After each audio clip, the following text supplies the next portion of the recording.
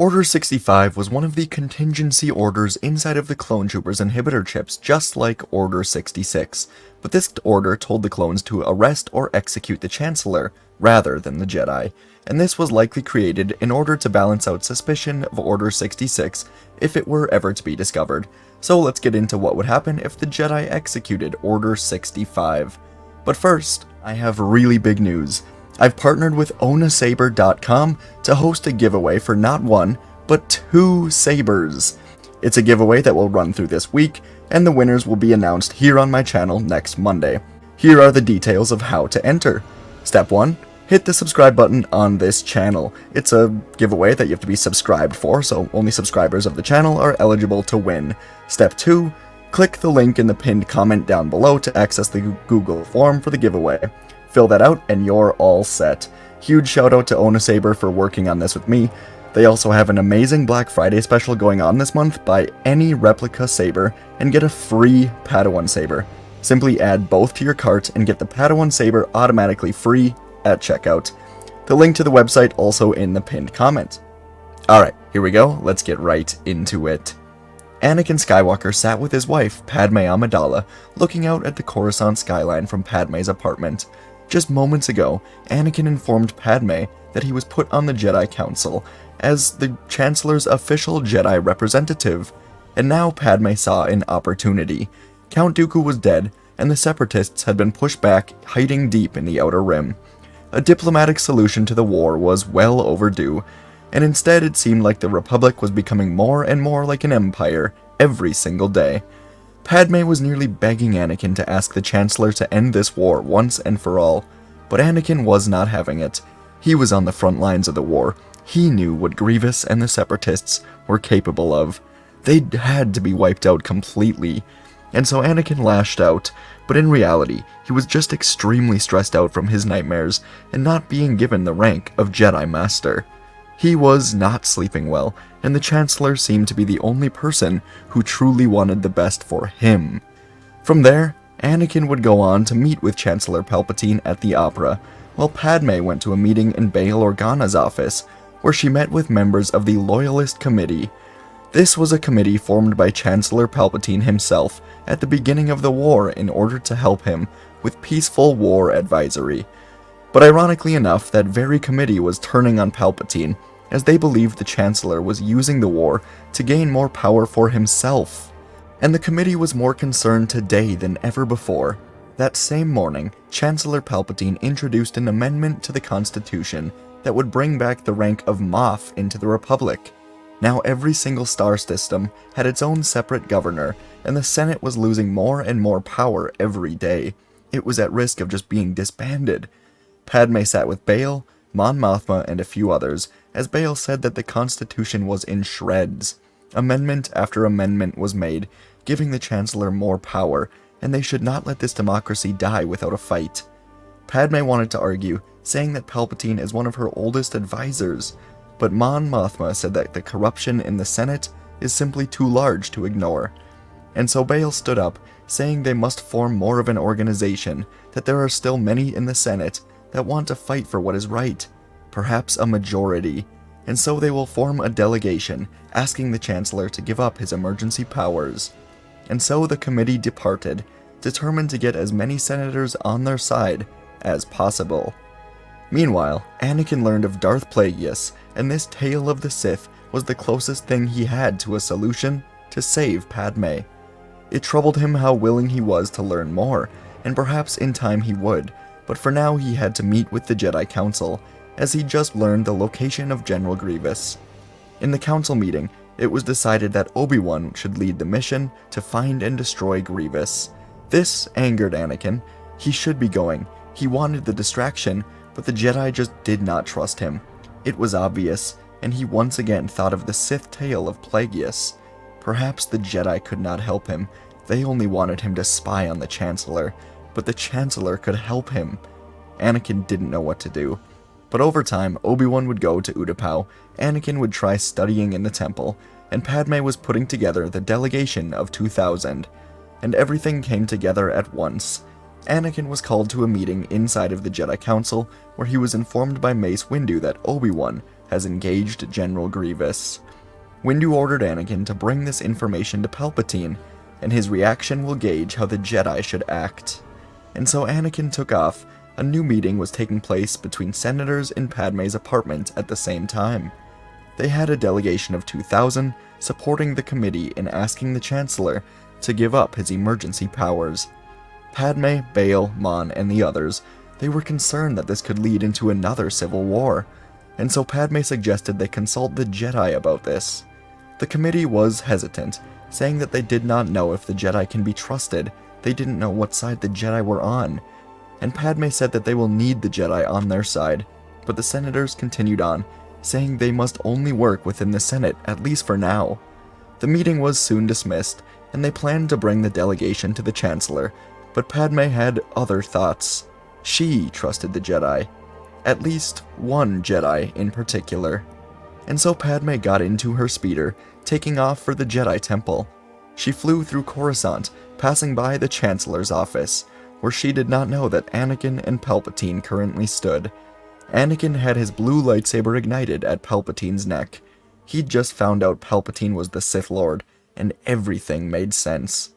Palpatine wanted Anakin to join him, but Anakin was extremely conflicted. All of his training told him to go back to the temple, tell the Jedi about this revelation, and so that's what he did, taking off back to the Jedi Temple. And inside the temple hangar, Padme Amidala was granted permission to land her speeder. She did so, and began running through the hangar until she ran into Master Mace Windu, leading Kit Fisto, Saesee Tiin, and Aegon Kolar somewhere. Windu asked Padme what she was doing here, what was wrong, and Padme said she needed to speak with Anakin, who was acting as Palpatine's advisor. Windu said that Anakin was with Palpatine right now, then said that she can talk to him instead. Padme took a deep breath, then told Windu that the Senate was turning against Palpatine, at least some of them. They'd formed a delegation, asking the Chancellor to give up his emergency powers. Windu heard this, and he couldn't believe it. He was going to ask right now for the Chancellor to give up his powers. Windu never thought the Senate would actually side with the Jedi on this. Windu thought they were far too corrupt. So he told Padme that the Jedi were on their side. The Chancellor was just one man, and his rise to power would be stopped when both the Jedi and the Senate stand together against him. It was looking like the war would come to an end, and Palpatine could finally be stopped. But then, as always, something happened to disrupt all of it. Anakin Skywalker landed his speeder and stumbled out of it in the hangar. At once, Mace and Padme ran up to him, asking what was wrong. Anakin was shocked to see Padme here, but there was just one thing on his mind, and so he finally told the two of them the truth. Chancellor Palpatine is the Sith Lord they've been looking for. He has been in charge of everything, and he will not be giving up his emergency powers. After a moment of shocked silence, Padme asked what they should do, and Windu said that the Jedi will go to his office, do what they must do to bring the Sith to justice. But Padme objected, saying that is what Palpatine wants. If the Jedi go to him, it will be framed as treason, and the Republic will turn against the Jedi Order. There has to be another way. And deep in thought, she said that the clone troopers should be ordered to do it. The Senate and the Jedi are in support of this. But Windu interrupted, saying only the Chancellor has direct control over the Grand Army. They could never order the Grand Army to arrest the Chancellor, with him sitting at the top. But now Anakin spoke up. This may not be true. And something clicked. Something Captain Rex told him a while ago, after the incident with Fives and the investigation into the clone trooper inhibitor chips. So without warning, Anakin took off sprinting through the temple to the communications room, and after a bit of running he made it in, contacting the Republic ship in hyperspace that had Rex and Ahsoka aboard it. Mace and Padme finally caught up as Rex answered, and Anakin quickly began detailing what was going on, then asked Rex about his research into the inhibitor chips. Rex said that the chips are meant to keep the clones in line, and this can be done through a list of orders and contingencies. Anakin asked what the orders were, but Rex said that only members of the Chancellor's office had clearance to view the codes, so he did not know. But luckily, Anakin was recently promoted as a member of the Chancellor's office, and so he gave Rex his code. Rex was accessing the research from the chip, and he was surprised to see the information actually open up from Anakin's clearance code. Anakin asked Rex to skim through the orders, find one that could order the clones to arrest the Chancellor. And so Rex sifted through the orders until he eventually got to two extremely dangerous ones, Order 65 and Order 66.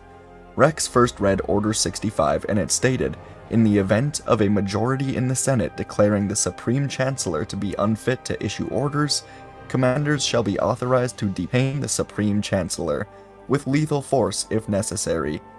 And he also read Order 66. Under this directive, any and all Jedi must be executed for treason against the Republic. Any soldier that does not comply with the order will also be executed for treason. These orders were possibly Palpatine's only mistake in all of this, and Windu realized Padme was right. If the Jedi do go to Palpatine's office to arrest him, then he will call out Order 66.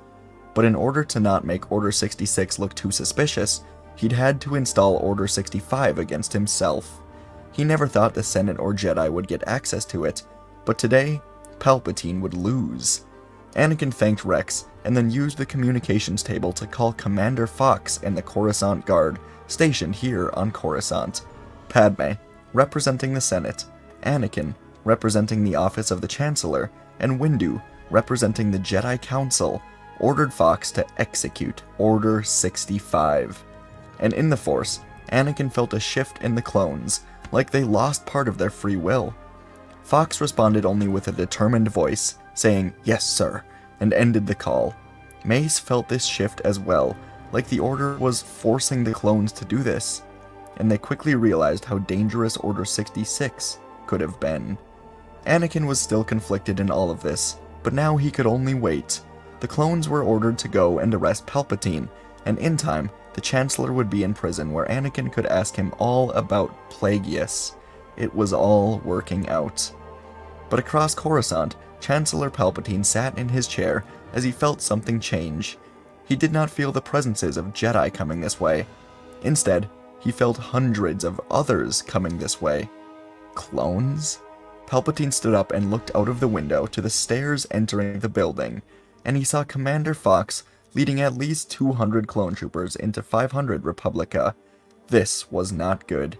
It was supposed to be the Jedi coming to him, not the Grand Army. And Palpatine spent too much time thinking over what to do next that he didn't have time to escape as Fox and the first wave of about 20 troopers ran into the room, blasters ready to fire, telling Palpatine he was under arrest. Palpatine decided he could still make this work. If he was arrested, he could paint the Jedi as tricking the clones. It could all still work. But then he sensed something from one of the clones. The clone named Thorn was staring at Palpatine, and he realized this was the man responsible for the war, responsible for the death of millions of his brothers. And Thorn could not stop himself from firing, trying to execute the Chancellor. But the blast was stopped in midair. With speed quicker than imaginable, Palpatine put his hands up and held the blaster bolt in the air. The clones were here to execute him. So be it, he thought, and he yelled "Traitors!" and pushed the bullet through the mask of Thorn. And with this, the rest of the clones began to fire at him. Palpatine used his speed to spin through the air, using the Force to choke some of the clones, while pushing many of the others out of the window.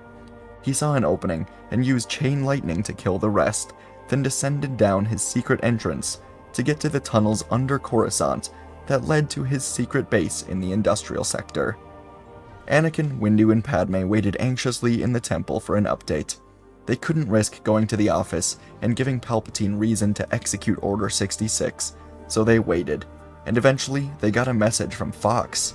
He appeared as a hologram, barely alive, without his helmet bleeding from all over, and he said Palpatine killed everyone, but he is on the move somewhere, but they did not know where. Fox apologized, then fell back unconscious as the communication ended.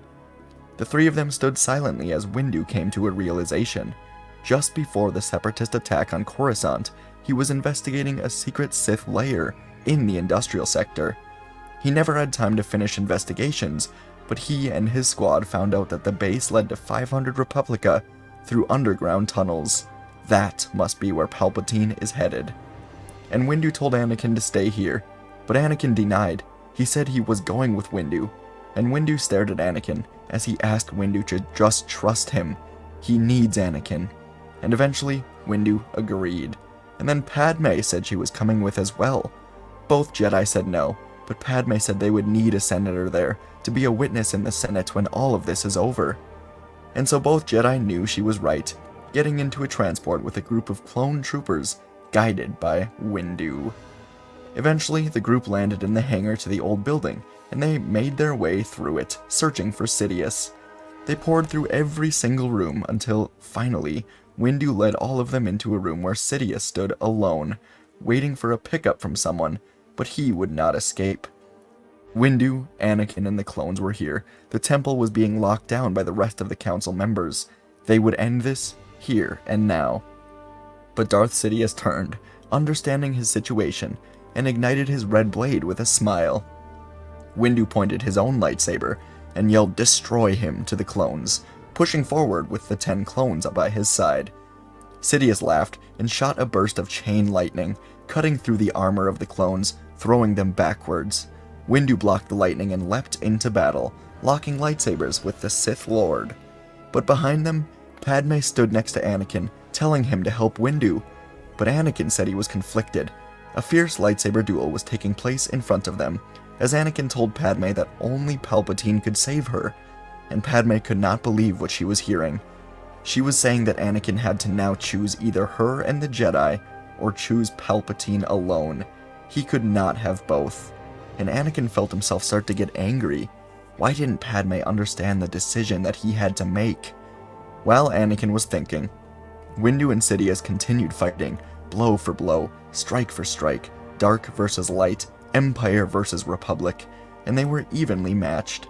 Sidious knocked Mace back a step and fired tendrils of lightning at him, but Windu continued forward, causing Sidious's arm to move away from Windu and instead shoot the lightning in a different direction. And as Anakin was thinking, the lightning was redirected, striking Padme in the chest, slamming her into the wall unconscious. And just like that, the decision between the Jedi and the Sith was made for Anakin. The Sith couldn't help but destroy what they love, and so Sidious watched in fear, realizing what he had just done. He tried desperately to yell at Anakin, saying that Windu deflected the lightning at Padme, but it was no use. Anakin ignited his saber and backflipped into the battle. Windu watched as Anakin flew in, pushing Sidious back further and further until they were now outside, dueling on a bridge high above the ground. Windu was back in the battle now, and him and Anakin advanced together, clearly with the advantage. So once again, Sidious retreated, ducking under the bridge, cutting it apart, then climbing into a hidden area on the other side. Debris was falling all around them now, and Windu and Anakin were in Sidious's playground. He knew this area better than anyone. The bridge was falling apart, Sidious was throwing debris at them. Anakin watched as Windu was struck by a piece of the bridge in the head, slipping off, falling down to the ground below. But Anakin stabilized himself, then reached down at Windu with the Force, catching him before he could continue falling. Anakin was pulling Windu up when suddenly lightning engulfed him. Now he had to fight through the lightning to lift his Jedi Master up, and Sidious was laughing, telling Anakin to let the Jedi go, join him.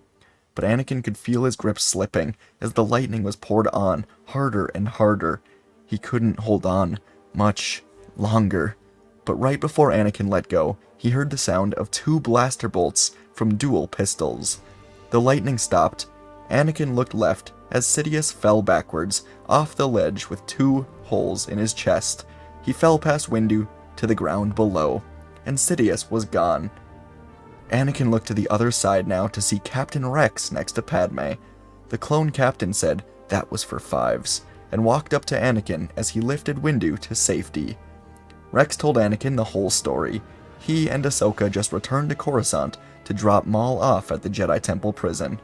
Rex was alone in the temple hangar as Ahsoka delivered Maul to the prison, and while in there, Fox found him and told Rex everything. Rex left immediately, going to aid his Jedi commander, and found Padme in the other room. And Padme led Rex to the bridge, where he had a clean shot of the distracted Palpatine. Anakin sighed in relief and got up to hug Padme, making sure she was alright, asking Rex how he knew they were here, and Rex said he was looking at the lightning as he flew through the sector. And then Windu woke up, asking what was going on, then getting the entire story for himself. Windu looked to Anakin, then to Padme, and told Anakin that he has gained his trust, but he and the Senator have to figure it out, whatever it is they seem to be going through. And together, they boarded a transport back to the Jedi Temple. Over the next few days, Anakin was officially made Jedi Master, and was able to keep his seat on the Jedi Council. It was unprecedented for his age, but he was the hero of the war, and he aided in killing both of the Sith. In the Senate, the clones and the delegation of 2000 laid out what happened with Palpatine, how he was a traitor from the start. The war ended after the Separatist leaders panicked and surrendered, and then Bail Organa was elected as the new Chancellor. And Jedi Master Anakin Skywalker studied endlessly for days on how to save his wife, eventually learning of a special advancement of Force Heal, where you give someone else some of your own life force. And soon enough, Padme gave a safe birth with Anakin in attendance. The children would be raised and trained to be the pride of the Jedi Order. Folks, that's where our story ends today. Order 65. I enjoyed it. Let me know what you thought of it. I hope you enjoyed this story as well. Thanks a ton. Sign up for the giveaway. Appreciate you all. And yeah, I'll see you in the next video.